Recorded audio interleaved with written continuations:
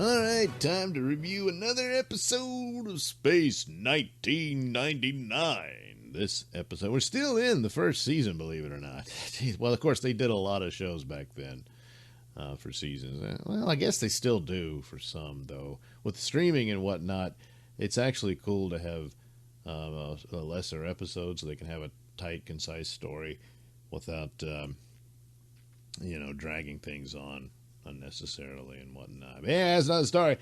This episode was called Earthbound. Yes, an attempt to make it back to Earth, which seems all but unlikely due to their situation, which is the ridiculous idea that the moon got blasted out of orbit. That in and of itself is not completely ridiculous. I suppose you could have a force so powerful that it knocks it out of the gravitational well of not just the Earth. You could do that, but even the sun, so it leaves the solar system. But several times they've already encountered other planets, and again, they would not be able to escape that, and yet it keeps going. That's a problem. But if you get past that one, this is one of the episodes. It's not too bad. Previous one was the one where they wake up the guy who turned out to be a nasty villain. He was immortal and all that, except for his god-awful outfit and clearly walking on stilts. The concept and whatnot wasn't bad. Here's another one where, again, they wake up somebody. They encounter a ship with some people on there who are basically, I don't know, look like they're some sort of space wizards or a white-haired Indian tribe because they got this sort of stupid makeup on. But they find them. They're in hibernation and whatnot, and they are trying to examine one of them, and they end up killing the guy. And then the others wake up. But they're like, well, we understand you didn't know what you were doing, so we won't hold it against you. So they seem a very laid-back race of people. They're led by, I forget the character's name, but he was like the captain of this crew of aliens, and played by Christopher Lee. Poor Christopher Lee. He always got stuck in stupid crap when he should have been in much better roles and whatnot. He certainly had a more elegant character to him. He had a fantastic voice and all this stuff. And occasionally he would, and then when he got to be in Lord of the Rings and all that, and he was Count Dooku in the prequel movies of Star Wars and all. But, of course, he's forever branded as Dracula from the Hammer films and all that, which pained him later in life. He really didn't want to hear about it anymore. He got stuck because the first few, he was, it was okay and whatnot, but he got trapped in that role and typecast, and sometimes did it for money, and I think one of them he actually did because he felt he owed a friend in the business to do it. But the movies just got progressively worse and silly and stupid, and he was stuck in that. Well, then here he is doing this dumb thing. But, like I said, it's one of the better episodes because it's very simple. They've run into them. They were a species of people whose planet was dying, and they were looking for a new home, and they decided to journey to Earth. But, of course, the trip there would take too long, so they set their coordinates for Earth's moon.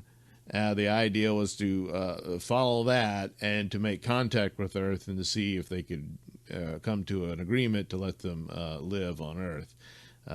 So they had no hostile intent, but so that was their deal. Unfortunately for them, the moon got knocked out of its orbit, and so they come to it in a different area. So they recalculate and try to get back to Earth, and they said, well, we'll take one of you with us. They want to go back, but the trip would take 75 years, so they'll go into hibernation and head back to Earth. Well, in the meantime, a character who I'm too lazy to check, but I think this guy was introduced in the first episode. He was like this political official, and since the moon is now in deep space, Commander Koenig is really the law and order of the whole place. And this political guy, a commissioner is his title, really plays no useful function. And so he's like, I want on that ship, and then he ends up taking a ray gun and takes a hostage and then nearly destroys the life support systems of the Alpha base, and to extort them into letting him go on there. At the time, they were going to let the computer come up with a lottery of names that would be selected to go with the aliens. And he didn't want to take that chance, and so he extorts his way onto it, and they get in, and they're on the ship, and the ship's leaving, and he gets into the booth. He didn't trust the aliens, so he told them to get in first, and then he got in his booth, and of course it didn't work. He takes a brief nap, wakes up, and thinks he's at Earth, and he tries to make contact with Earth, and the Alpha base picks it up. And they're like, it's him. And it dawns on him that it didn't work. The aliens are in their deep sleep, and he's trapped in this booth, and he's just going to sit there and starve to death and be a rotten corpse 75 years later when they wake up. So it's kind of like a Twilight Zone ending, as far as that goes. So couldn't have happened to a better guy. And of course, to add insult to injury, they asked the commander whose name came up out of the computer selection. It was the guy. All he had to do was wait patiently, and he would have been selected anyway. So, yeah, there you go. So there was other little things with the doctor. She gets in trouble. She's almost inadvertently frozen into the booth, and but the aliens show that they're actually really nice people, and they help her to recover and get out and all that kind of thing. Just a little added drama there for it. But all in all, the plot points and whatnot all work out. So it's actually a pretty good episode for Space 1999, a show that I am very harsh to. But I actually have some amount of respect for and appreciation out of a sense of nostalgia, of course, but also in light of recent attempts at shows and films that are just absolutely dreadful, despite the opportunities of great effects and casts and whatnot, and all squandered. So something like Space 1999, it's easier to forgive some of the flaws here and there. So, but anyway, Earthbound, that's a pretty good episode of Space 1999. Thanks for watching and listening. Say, while you're still here, why not like and subscribe and share with your many friends? Yes. Also, check out my mini stores in the link description below. Yes, where you can get t-shirts, hats, mugs, all those goodies with my artwork on them. Oh, yeah. And head over to indieplanet.com and pick up a copy of my comic book, Night Night. Oh, yeah.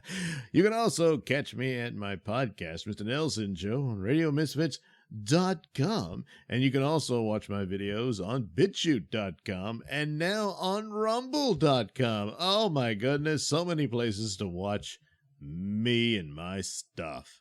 Oh, yeah. And if that's not enough for you, well, you can follow me on many social media platforms and say hi to your old pal, Mr. Nailsin.